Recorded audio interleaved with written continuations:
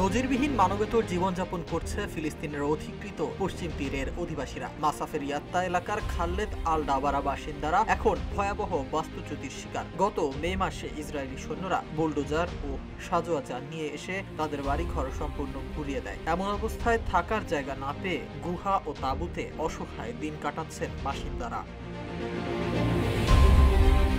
স্থানীয়রা এই ধ্বংসযজ্ঞকে ১৯৪৮ সালের গণবাস্তুচ্যুতির ঘটনার পুনরাবৃত্তি হিসেবে দেখছেন। স্থানীয়দের মতে মে মাসের এই ধ্বংসযজ্ঞ চলাকালে কয়েক ডজন সামরিক যান ও জিপ পুরো গ্রাম ঘিরে রেখেছিল। পরিবারগুলোর নারী, শিশু সহ অন্য সদস্যরা ঘন্টার পর ঘন্টা জ্বলন্ত সূর্যের নিচে দাঁড়িয়ে চোখের সামনে নিজেদের বাড়ি ধ্বংসস্তূপে পরিণত হতে দেখেছেন। এতে স্থানীয়দের সব ধরনের মৌলিক সুবিধা, পানি, বিদ্যুৎ, পানির কূপ, আবর্জনার পাত্র, এমনকি রাস্তার বাতি ঘুরিয়ে দেয়া হয়।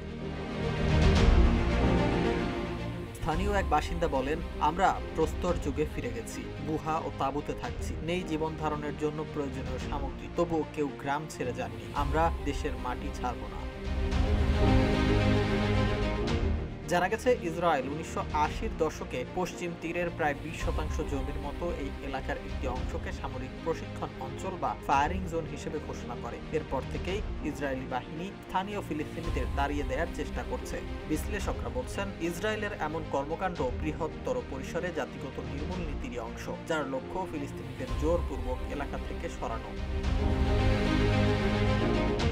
স্থানীয় অনেকেই নিজের আশ্রয় হারিয়ে এখন থাকছেন গুহায়। তবে অভিযোগ রয়েছে, বাসিন্দাদের হঠাতে সেই গুহাও ধ্বংস করে দিয়েছে ইসরায়েলিরা। তাই কেউ কেউ এখন থাকছেন খোলা আকাশের নিচে বা গাছের নিচে। তবে এখানকার মানুষ মাটি আঁকড়ে থেকে প্রতিরোধ করার সিদ্ধান্ত নিয়েছে।